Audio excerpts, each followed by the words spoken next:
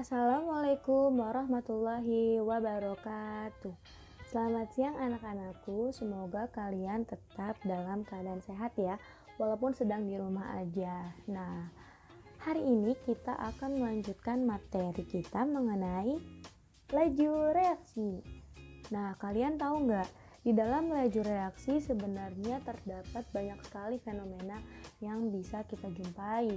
Salah satunya adalah proses mengenai pembakaran yang terjadi pada kembang api dan yang kedua adalah proses pengkaratan yang terjadi pada logam. Nah, menurut kalian nih, proses mana yang lebih cepat antara proses pembakaran ataupun proses pengkaratan yang terjadi pada logam? Oke, mungkin kalian di sini udah pada tahu ya jawabannya. Jadi yang lebih cepat adalah proses tentang pembakaran pada kembang api. Kenapa sih Bu kok lebih cepat proses pembakaran ketimbang pengkaratan pada besi? Karena proses pembakaran tidak memerlukan waktu yang lama untuk mencapainya suatu reaksi. Sedangkan proses pengkaratan pada logam itu membutuhkan waktu yang sangat lama, bisa berminggu-minggu, berbulan-bulan, bahkan bertahun-tahun. Nah, makanya laju reaksi dapat didefinisikan sebagai cepat atau lambatnya suatu reaksi yang akan berlangsung. Nah, baik, Ibu akan menjelaskan definisi secara matematis ataupun secara kimianya. Oke, jadi Ibu akan menampilkan gambar grafik seperti ini. Apakah terlihat? Oke, jadi di dalam tabel yang telah Ibu berikan, di sini ada molekul A dan juga molekul B yang diberi perlakuan waktu yang berbeda-beda dari 0 menit, 10 menit, hingga 60 menit. Nah, molekul A berperan sebagai pereaksi dan juga molekul B berperan sebagai hasil reaksi. Tapi kenapa sih Bu? Kok semakin lama waktunya di pereaksi menunjukkan kurva yang turun sedangkan di hasil reaksi menunjukkan waktu ataupun grafik yang sangat tinggi? Oke, jadi di dalam laju reaksi ini sebenarnya ketika kita mereaksikan suatu reaksi, maka reaksi tersebut lama-kelamaan akan berkurang. Dan di dalam hasil reaksi ataupun hasil produknya itu akan bertambah karena tidak mengalami reaksi, seperti itu. Jadi dapat disimpulkan bahwa laju reaksi adalah berkurangnya jumlah suatu reaksi atau bertambahnya jumlah produk reaksi dalam setiap satuan waktu. Oh iya, terus di dalam laju reaksi juga terdapat ukuran jumlah zat dalam reaksi kimia. Nah, secara umum, ukuran jumlah zat ini bisa dihitung melalui konsentrasi molar atau molaritas. Nah, molaritas ini didefinisikan sebagai banyaknya jumlah mol zat yang terlarut dalam 1 liter air. Nah, rumusnya adalah M sama dengan N per V. M dapat dikatakan molaritas, N adalah mol zat terlarut, sedangkan V adalah volume larutan yaitu 1 liter air. Jadi, Ibu akan contohkan seperti ini. Ibu memiliki logam Mg yang direaksikan dengan 2HCl. Reaksi ini akan menghasilkan MgCl2 plus H2.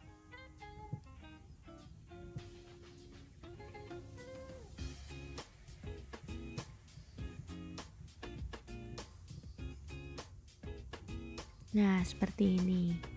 Mg dan 2HCl ini berperan sebagai reaktan ataupun pereaksi. Sedangkan pada MgCl2 plus H2 berperan sebagai produk ataupun hasil produk. Jadi kita bisa mencari laju reaksi dari Mg itu sama dengan perubahan konsentrasi Mg per satuan waktu. Begitupun juga dengan perubahan konsentrasi yang terjadi pada HCl per satuan waktu. Nah, berbeda hal dengan hasil produk. Laju reaksi yang terjadi pada MgCl2 bukan menandakan perubahan tetapi penambahan konsentrasi MgCl2 per satuan waktu. Begitupun juga dengan laju reaksi pada H2 yaitu penambahan konsentrasi H2 pada persatuan waktu. Nah, lambang negatif menandakan perubahan sedangkan lambang positif menandakan penambahan. Seperti itu. Faktor-faktor yang dapat mempengaruhi laju reaksi ada konsentrasi, luas permukaan, suhu, dan katalis. operasi. Dalam kimia, konsentrasi yang biasa digunakan adalah konsentrasi molar. Konsentrasi molar menyatakan jumlah zat dalam suatu larutan. Dapat dikatakan juga bahwa konsentrasi hubungannya dengan jumlah partikel yang terkandung di dalamnya. Kalau kita lihat pada gambar 1 di bawah ini, mobil yang berada di jalan tol lebih sedikit dibandingkan jumlah mobil yang terdapat pada gambar 2. Jadi bisa kita asumsikan bahwa partikel itu seperti mobil. Nah, kalau kita bandingkan nih, mana yang lebih mudah terjadinya tumbukan? Jelas pasti yang terjadi pada gambar 2 ya. Sama juga seperti jumlah partikel yang terdapat pada suatu larutannya. Kalau dia jumlahnya semakin banyak, maka akan lebih mudah terjadinya tumbukan ya. Ibu akan mereaksikan cuka dengan baking soda dan juga galon. Ini terdapat pada faktor laju reaksi, yaitu tentang konsentrasi.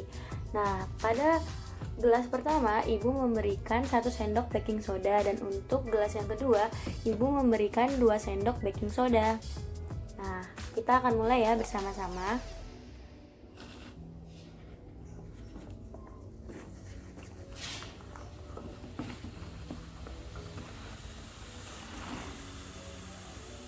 Nah, bisa kita lihat bahwa ternyata larutan baking soda pada botol kedua itu lebih cepat bereaksi. Oke, faktor yang kedua adalah luas permukaan. Luas permukaan berhubungan dengan bidang sentuhnya ya, bukan panjang kali lebar. Bila kita cermati pada gambar 1 dan gambar 2, gambar 1 menunjukkan luas permukaan berbentuk bongkahan dan gambar 2 menunjukkan luas permukaan berbentuk serbuk atau serpihan. Kalau kita bandingkan nih, mana yang lebih luas bidang permukaannya? Jelas, pasti yang lebih luas adalah bidang yang bentuknya serbuk atau serpihan. Jadi dapat disimpulkan, semakin besar luas permukaannya, maka semakin besar kemungkinan partikel akan saling bertumbukan dan laju reaksinya akan berlangsung secara cepat.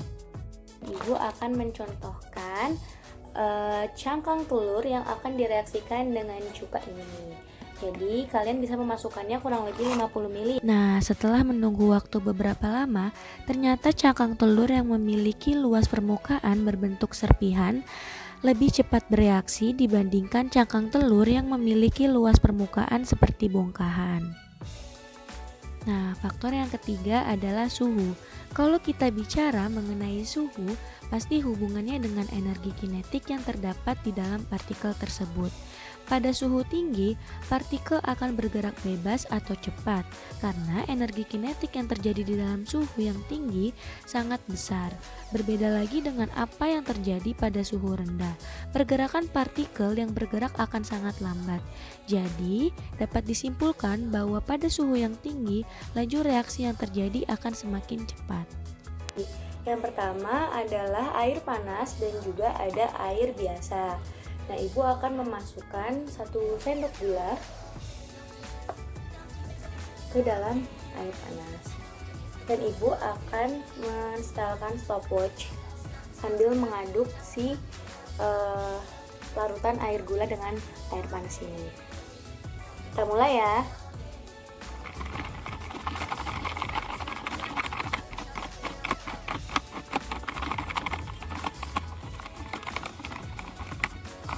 Ternyata gula larut pada detik ke-30.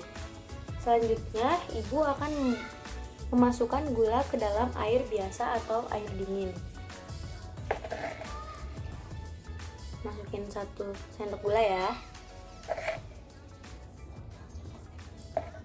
Kemudian ibu akan mensetel stopwatch ini.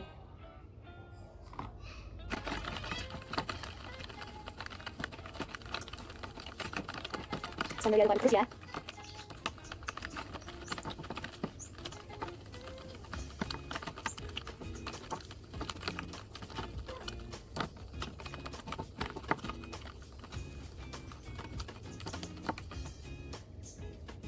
Ternyata gula yang berada pada air dingin larut dalam waktu ke-53 detik. Nah, untuk faktor yang keempat adalah katalis. Kalau kita bicara mengenai katalis, pasti hubungannya dengan energi aktivasi, bukan? Nah, energi aktivasi dapat didefinisikan sebagai energi minimum yang dibutuhkan agar reaksi kimia dapat terjadi. Nah, katalis sendiri memiliki pengertian bahwa suatu zat yang dapat mempercepat laju reaksi tanpa mengalami perubahan atau terpakai oleh reaksi itu sendiri. Nah, di dalam laju reaksi, katalis juga dapat mempercepat reaksi karena mengalami penurunan energi aktivasi. Nah, mungkin itu saja penjelasan yang Ibu sampaikan mengenai definisi dari laju reaksi dan juga faktor-faktor yang dapat mempengaruhinya. Semoga pada pertemuan berikutnya kita bisa membahas mengenai teori tumbukan dan juga perhitungan pada laju reaksi. Kurang lebihnya mohon maaf. Wassalamualaikum warahmatullahi wabarakatuh. Semangat ya anak-anak, jangan lupa belajar.